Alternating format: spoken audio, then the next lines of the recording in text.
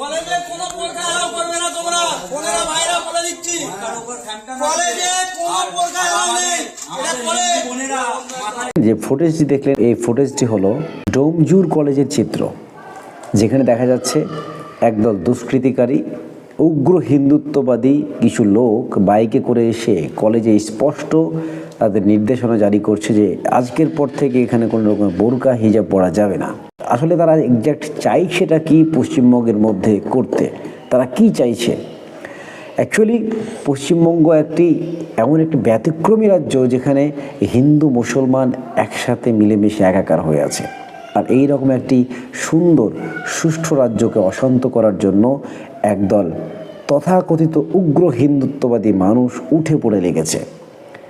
এদের কিন্তু একটা বিহিত হওয়া দরকার আছে। আপনি যদি ভালো করে লক্ষ্য করে দেখেন যে পশ্চিমবঙ্গের মধ্যে কতগুলো ইউনিভার্সিটি রয়েছে, কলেজ রয়েছে, ভারতবর্ষে কত ইউনিভার্সিটি রয়েছে, কলেজ রয়েছে।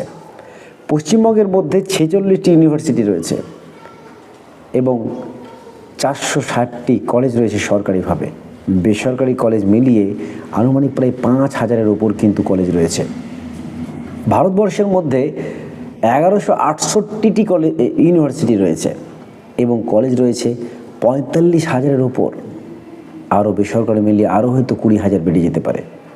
এত কলেজ থাকা সত্ত্বেও কোনো কলেজে কিন্তু এই রকম হুইপ জারি করা হয়নি যে বোরকা পরা নিষিদ্ধ।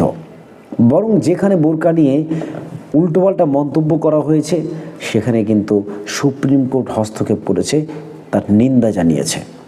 আর আজকে পশ্চিমবঙ্গে নতুন সরকার গঠিত হতে যাচ্ছে, আর তার প্রাককালেই এরকম একটি উত্তেজনামূলক মুহূর্ত আমরা লক্ষ্য করছি, যার কখনোই কিন্তু শোভনীয় নয়, এটা ভালো সংকেত নয়। পশ্চিমবঙ্গ সরকার আগামীকালকে গঠিত হচ্ছে, বিজেপির সরকার।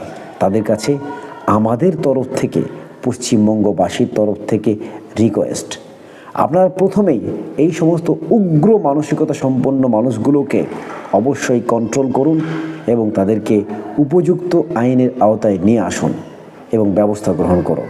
যদি প্রথম থেকে এদেরকে কন্ট্রোল করা না হয় তাহলে কিন্তু এদেরকে থামানো যাবে না।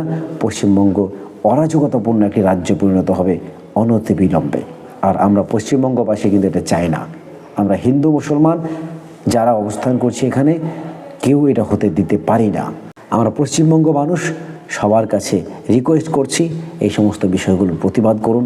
পাশাপাশি কারো প্ররোচনায় পা দেবেন না, আইনকে হাতে তুলে নেবেন না। যেমন করে সম্ভব, যেভাবে সম্ভব, যতটা শান্ত করে, যতটা আইনত সম্ভব সে ব্যবস্থা গ্রহণ করুন। উগ্রতায় পা দেবেন না। আসুন পশ্চিমবঙ্গকে সোনার বঙ্গে পরিণত করি। তার জন্য যা করা দরকার তাই করি। হাতে হাত রেখে আপনার বাংলাকে স্বর্ণময়ী বাংলা, সোনার বাংলায় পরিণত করার অঙ্গীকার করি।